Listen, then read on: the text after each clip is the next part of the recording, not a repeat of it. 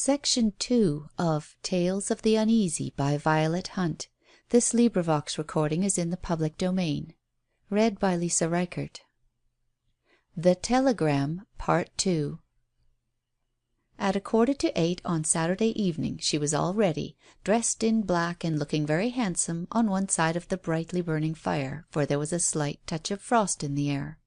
Her senses were alert. She found herself actually listening for the sound of his hansom driving up to the door. Quite lover-like, she thought, with a little laugh, to herself. She remembered the last sentence in Everard's old maidish letter, which she passed over on first reading. He had informed her that this was his birthday. She welcomed this as a touch of sentiment, the sentiment she had not in the old days been solicitous to cultivate in him, but had carelessly let die. She wished she could remember exactly how old he was to day. If she had been able to allude to it, it would have pleased him. No use, she could not recapture the knowledge. She supposed he might be somewhere about 40. And he was late. How dared he be late for her? Was there a fog, perhaps? She went to the window, parted the heavy curtains, and looked out. Rather misty, but not enough to prevent Everard from keeping time. If he had started early enough to dress. How rude if he hadn't. She remained drumming on the pane with her long, slender fingers, looking down into the empty roadway. She had not heard the door of the drawing-room open, but suddenly, before she had time to turn away from the window, Everard stood beside her with his handkerchief held up to his face, a familiar gesture of his for which she had often reproved him. "How are you?" she asked him rather frigidly. "What a draught you seem to have brought in with you." "May I shut the door?" Everard said, suiting his action to the words. "Come to the fire, won't you? You are cold." She spoke more cordially, but in spite of her definite intentions to propose herself to Everard that evening, the curious sense of physical alienation, which she knew now had held them apart all these years, returned to her with tenfold vigour. Her instinct had been right. Physical leanings counted for something, and there was no real affinity between them. Alice shivered a little, for she was a sensible, businesslike woman, and she firmly meant to override the absurd and awkward shrinking and marry him. Her mind once made up, she never went back. He was holding his thin, blue-veined hands to the blaze. His eyes seemed to avoid hers. "Yes, that's right," she said. "I hope you have got a good appetite? I have ordered such a nice little dinner for you."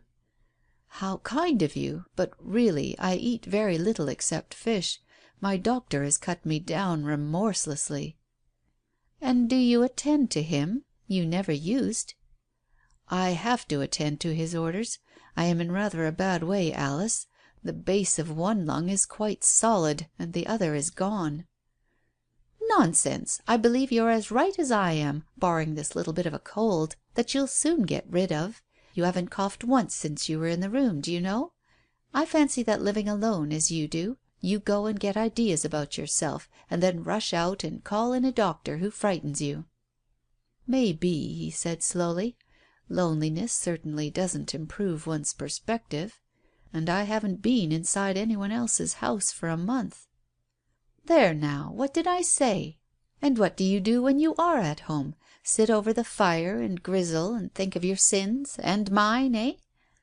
"Not yours, much," said he, with a chilling effect of partial forgiveness which benumbed Alice, whose fighting spirit was up in arms to bring him to her feet again.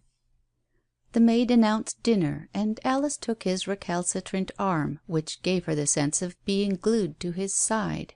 On the way downstairs she thought, "Poor dear, he will want civilizing all over again." "You'll drink champagne?" she suggested, when they were both seated.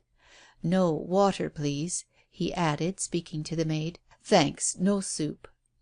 He allowed a helping of fish to be placed on his plate, but he did not eat a mouthful that Alice could see. The dreary dinner progressed. Alice Damer ate for two, and every now and then looked furtively at the man she had made. It was her fault, she saw it now. This man had been her slave, she had been his inhuman master. She had laid him on the rack. She had starved his heart. For bread she had given him a stone. This was what their famous understanding had amounted to, the ruin of a man, a pale, thin, hectic mask, sitting opposite her, pretending to eat. The play of his thin wrists that manipulated his knife and fork drove her frantic. His sullen eyes refusing to meet hers, as, in tones that only faintly represented the rich, soft, legal, measured voice she used to know, he responded gently but dully to all her conventional openings, and allowed the subjects she started so painstakingly to drop one by one. What would the servants think? Little pearly drops of dismay and effort broke out on her own white forehead. The effort she was making was too much for even her social fortitude. Yes, she knew she had behaved badly to him, but he might let her down more easily.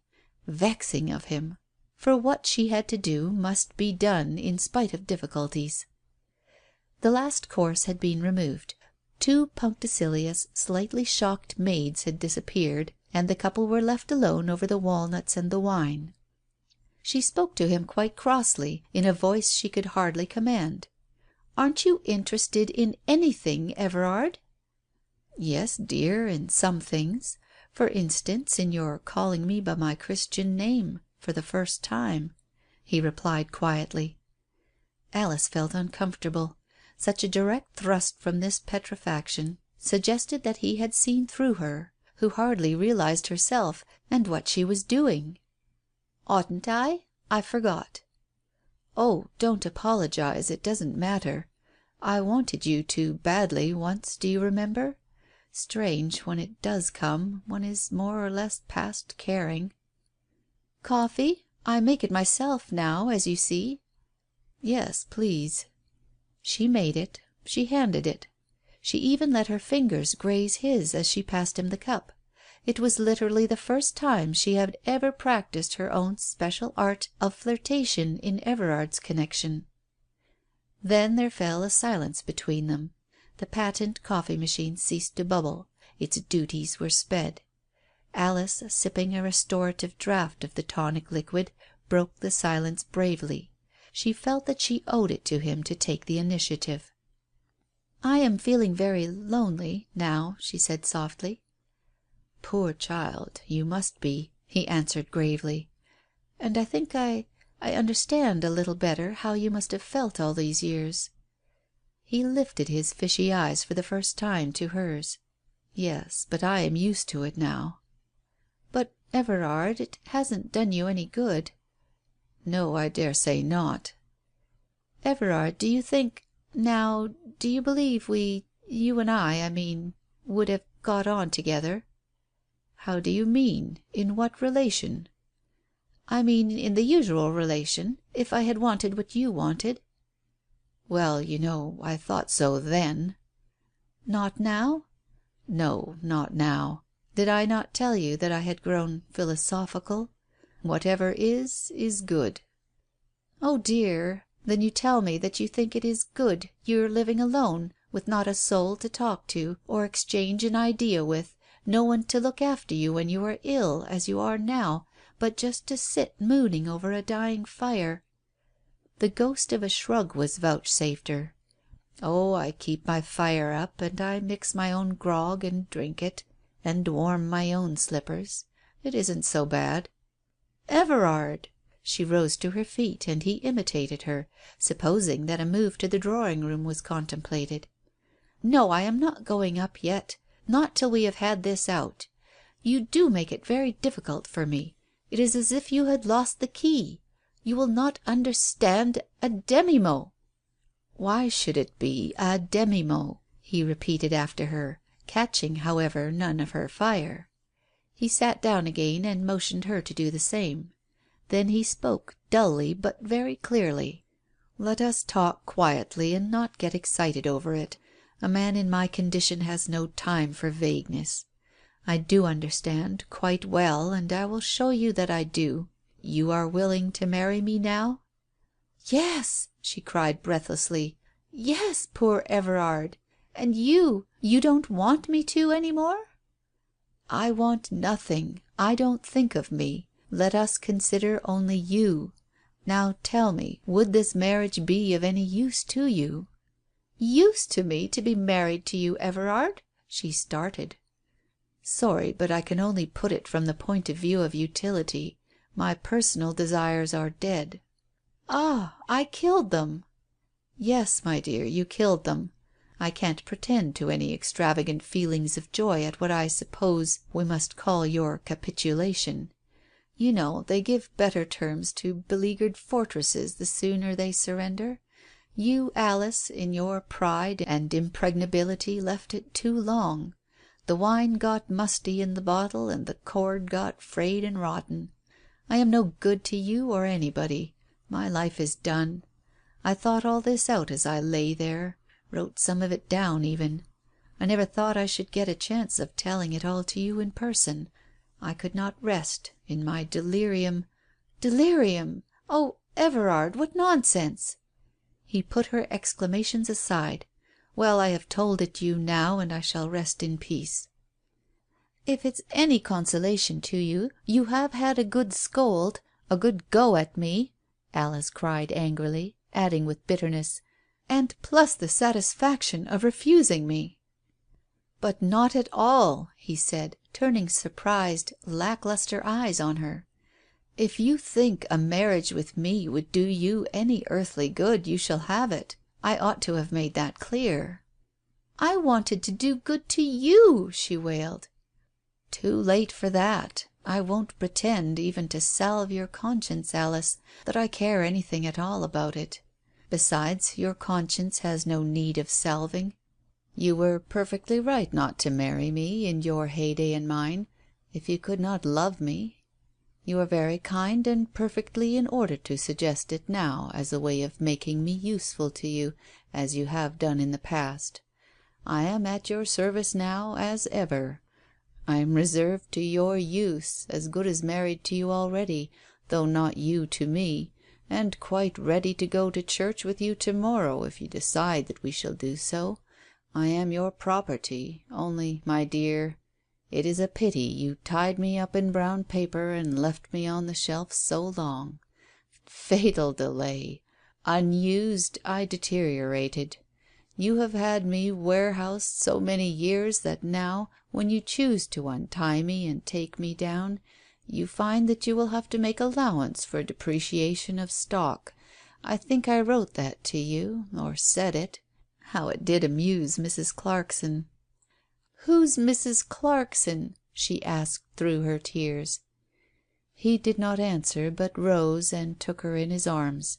Pale flickers of posthumous triumph lighted up his kind lined face.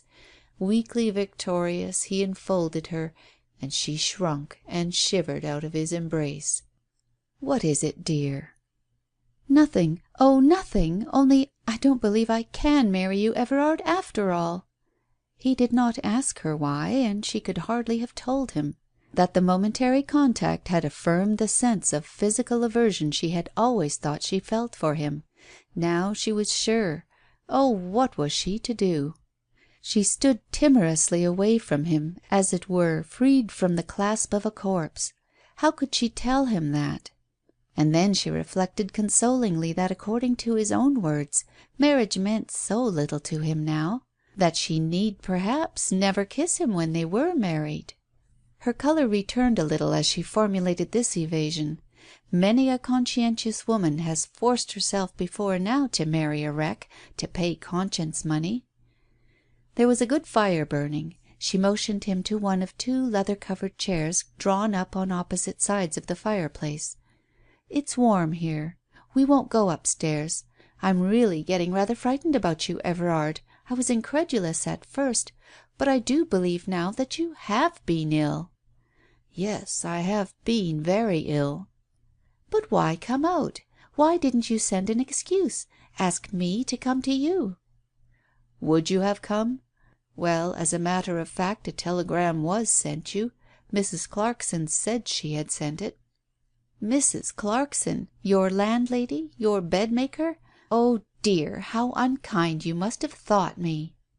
"No, I don't know that I thought anything about it. I said she might send it, and then it passed out of my mind entirely. Everything did go clean out all at once, somehow. It's a most unusual sensation. Very like death, I should think." "Everard, I believe you ought to be in bed now. You ought not to be here, pleasant as it is. Go home, and I'll come and nurse you to morrow. I can safely do that. I am engaged to you." She spoke with mouth awry, putting the greatest constraint upon herself. He smiled. "Awfully kind of you, dear, but I've got a nurse already. Mrs. Clarkson is a nurse." "Everard, you're dreaming. Do you mean a white-capped creature with starched cuffs?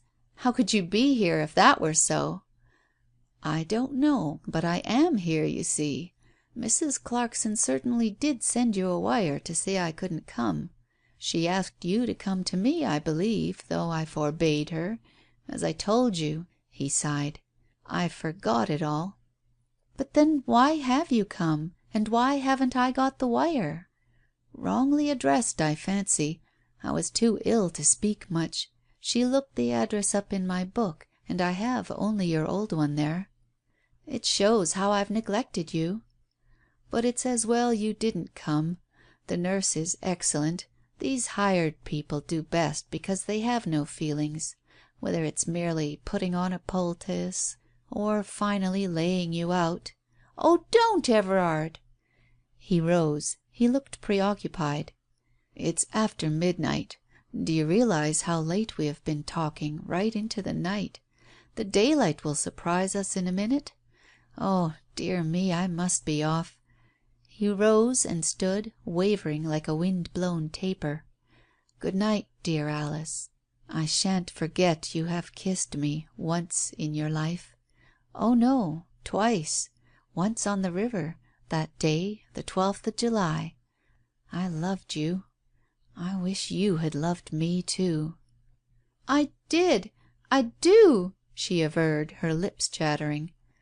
"Too late," said he, taking a woollen comforter out of his pocket. "Everard, I don't think you are fit to go home alone. Let me send someone with you. Or stay here. The servants are not gone to bed, and there's a spare room, slept in only last night. Aunt Polly—" "And your reputation?" "I'll risk that," she said. "I've behaved too badly to you not to make you some amends." "But it's all nonsense. I am all right. Strength has been given me." "How funnily you talk. Well, since you will be foolhardy and go back to your nurse, is she pretty? You know I don't believe in her. You are thinking of your landlady, who's been mothering you a little, as she should." She put out her hand and rang the bell. "A hansom, please, for Mr. Jenkins." "You shouldn't have done that," he said. "I meant to walk." "Well, you aren't going to be allowed to walk. You must take no risk. Have a good night's rest, and be well enough to marry me to morrow, by special licence." She looked up in his face with terror-stricken audacity. How could she do it? "Would you really?" He was out in the hall by now, and the maid was whistling for a cab. "Well, we'll see." "I'll come to you at 11 in Paper Buildings. I know the way. I've been there once." "Dear Alice, how unmaidenly you are grown all of a sudden. I like it, though. It is some compensation." "But will you really marry me if I come?" "If I can," he answered gravely. The hansom had come rattling up. She gave a twist to the comforter. "Keep it well over your mouth." "I will kiss your hand first." She controlled herself. His touch was pain to her. She wailed as the hall door closed.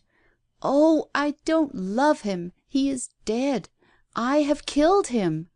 I'll marry him. That is my vow." The strayed telegram was brought her next morning on the tray with her tea. It had been, as Everard had surmised, wrongly addressed to the old house. It ran: "Mr. Jenkins unable to go to you to night. Ill. Come if prefer." She must have been in a rare fright when she wrote that, whoever she is, thought Alice, who could not bring herself to believe in the presence of a nurse in 82 Paper Buildings. Her exaltation of last night had left her, Everard was such a wreck, poor dear. Every bit of charm, and he never had much, had departed and left him sere, dry, stupid and unsympathetic. But she meant to marry him and repair her sins and be able to live without a companion. Even an invalid husband was better than a hired solacium. She would go and see him this morning, but of course they could not really be married at once, out of hand, like that. In a week or so, after a few preparations had been made, and when he had been nursed up and made to look a little less ghastly. She could not allow a ghost to lead her to the altar. Then they would go off somewhere warm for the honeymoon, to the Riviera or Egypt, and Everard would revive under the combined influences of sun and agreeable society and love. That is, if he was still capable of feeling the kindly glow of a delayed but at last gratified passion. Perhaps he was not quite so dead after all. Perhaps in time she would find herself able to submit to his kisses without a politely suppressed shudder. Though she could easily account for that symptom of hers. Starved physically and mentally as he seemed to be, what wonder that all the magnetism had gone from him? Alice, none other, would nurse him back to life, make a charming, attentive, affectionate husband of him, one whose kisses she would get not to mind so much. She drove down to the Temple and dismissed her carriage at the gate on the embankment and walked up. Quite unnecessarily, for Everard's rooms in Paper Buildings had a road in front where a carriage might stand. But she did not mind walking. It was a lovely morning. The famous fountain in the court was playing merrily, and suggested springing hopes of all sorts, and possibilities of revival. She walked along to Everard's rooms with a light step, laughing a little to herself at the thought that she was going to earn for him the reputation of being a dog. She did not suppose many young ladies sought out the dry student lawyer in his rooms. His landlady, or laundress, whichever it was, would be shocked. And a good thing, too. His character was altogether too immaculate, and a picturesque smudge or so would improve it in the eyes of men. Alice had all the sweet, headlong depravity of mind of the excessively innocent. Using her tortoise-shell pince nez, she read the name of Everard Jenkins printed on the wall on the right-hand side of the open door of number 82, and, plunging into the dimness, began to ascend. She met a man on the first landing who looked like a doctor. He seemed in a hurry to get to his hansom, which she had observed standing there. He merely peered in her face and passed on before she could ask him if he was the doctor, and if so, how Mr. Jenkins was. She went on ascending till she found the right door, knocked, and stood there breathless. A foolish fear assailed her as she waited. She found herself dreading the first sight of Everard as he would appear on opening the door to her. She remembered with annoyance the poor, lank, gawky face, which always made her think, as she used to tell her mother, of a boy's compendious clasp-knife, with all the blades open. He would smile, of course, and look pleased to see her. It was a strong step for haughty Alice Damer, whom he had sighed for so long, to visit a man in his rooms at 11:30 and ask him to marry her. He was a long time coming. She rang again more firmly. The door was opened by a nurse. Everard had not been raving then. He was probably in bed, and she formally muttered his name. The nurse seemed to have been expecting her, murmuring, "You would like to see him, ma'am?" She led the way into the sitting room, out of which the bedroom obviously opened. The door was ajar. The nurse did not stop. "But not in there," Alice stammered. A strong note of disapprobation pierced in the woman's voice as she turned round sharply. "Why not? He's dead. You're not going to faint?" "Oh, no," said the poor girl, striving to adjust herself to these new and unexpected circumstances.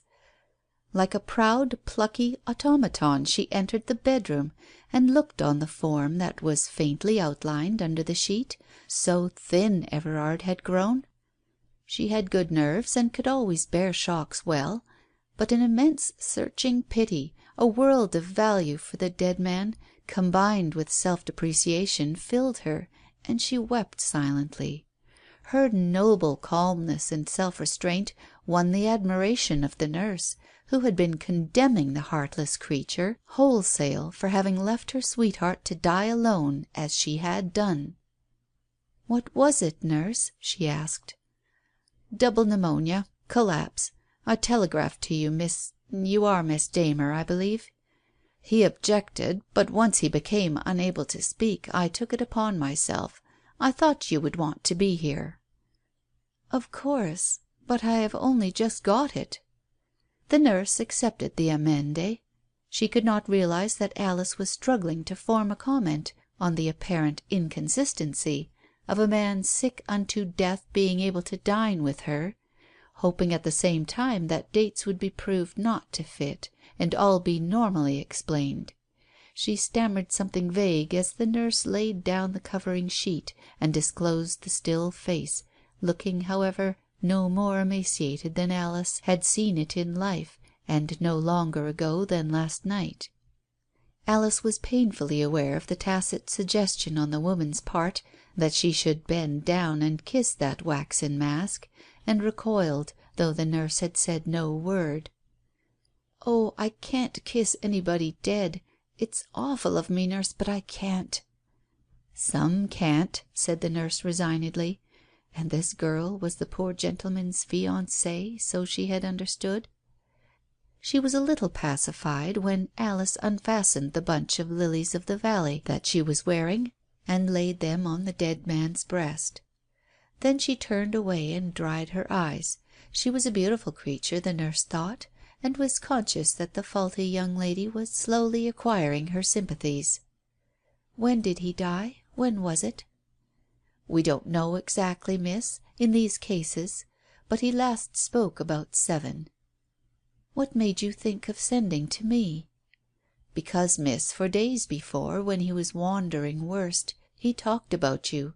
We gathered, the doctor and I, that he was more or less engaged to you, miss, but that you was rather too fond of putting him off.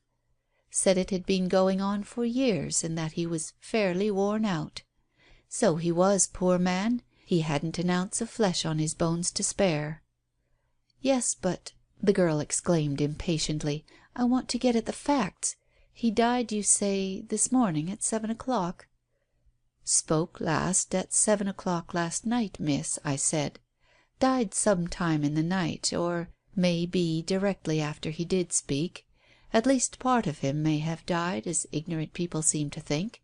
He was hardly breathing at a little before 8, but the last spark may have been held on longer." "I suppose you know, nurse, that he dined with me last night at 8:15, said the girl stonily, looking away from the nurse's apathetic face, which changed at once sympathetically. "Miss, you're upset. You took it so calm at first. Have some brandy. You have had a shock, one understands." "He dined with me," Alice repeated obstinately. The nurse stared at her and shrugged her shoulders. Poor girl, she was evidently one of the outwardly quiet ones, who smother the symptoms of disturbance, only to feel the shock more keenly. People take these things in such a variety of ways. The idea of the dinner party had got fixed in her mind by the shock. She was unable now to let go of the idea of Everard's keeping his engagement with her. She had received the telegram all right, of course, there could be no doubt of it, and some domestic reason had prevented her from responding to the summons. Or possibly that same backwardness which had affected the smooth course of the engagement had been at work. She hadn't cared for him much, though she had been persuaded into giving her word.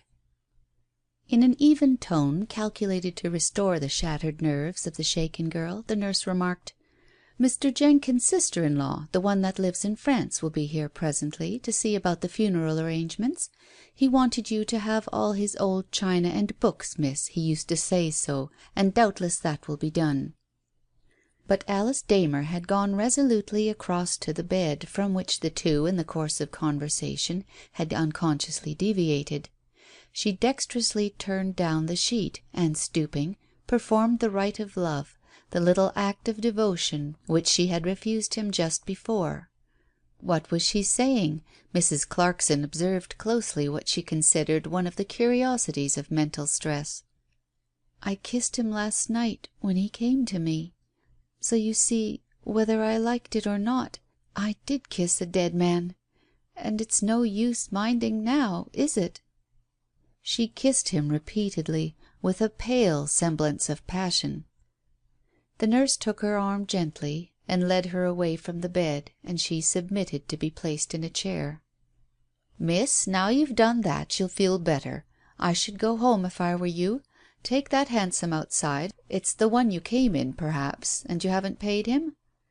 Alice signified a negative to this, helplessly, but allowed the nurse to pin her veil on for her. It hid her tear-stained face a little. Then the good woman led her downstairs and out on to the pavement. Sure enough, there was a hansom waiting there, and the nurse hailed the driver. Gruffly he turned round and stared at them. "And I say," he appeared to be remarking, "and I say, who's going to pay me my fare?" "Why, the lady will, of course. Get in, miss. I'll hold your dress away from the wheel." But the cabman was not satisfied, nor did he address himself to the task of resuming his drooping reins. He seemed to have had a shock too. "No, I didn't mean her. Who's going to pay me 3 bob for last night, and for waiting here?" "That's no affair of ours," replied the nurse cheerfully. "You must take the lady. Where to, shall I say, miss?" Alice, crouching inside, mumbled the address of her home. The cabman swore. "No, I'm damned. You get out. I ain't a-going near that blasted house again for nobody. Took a fare from there last night, I did, and drove 'em here, and here I may stop till doomsday, I suppose, before I see a shillin' of his money. 'Tain't right." He was obviously drunk, but not dangerous, so the nurse thought. "Come, come," she expostulated. Alice, frightened, prepared to get out. "Oh, what's the matter?" she moaned. Matter's this. I drove him here right enough, and pulls up where he told me, and my gentleman doesn't get out. Seems as if he was a-going to make a night of it in my cab. Drunk, I says to myself, and I opens the trap, meaning to take my fare and clear him out. But Lord bless me, why, there wasn't no one there." "He'd got out, of course," said Mrs. Clarkson, "while you weren't looking." "Bilked," says I. And thinks I'll just come and wait here till I sees my gentleman come down those stairs again." "You'll never see him come downstairs again," said the nurse, with a flash of inspiration, "except in his coffin. Come, get on. Take the lady where she wants to go." She thought of it all afterwards, but then nurses see such queer things. She had taken the cabman's number. End of section 2.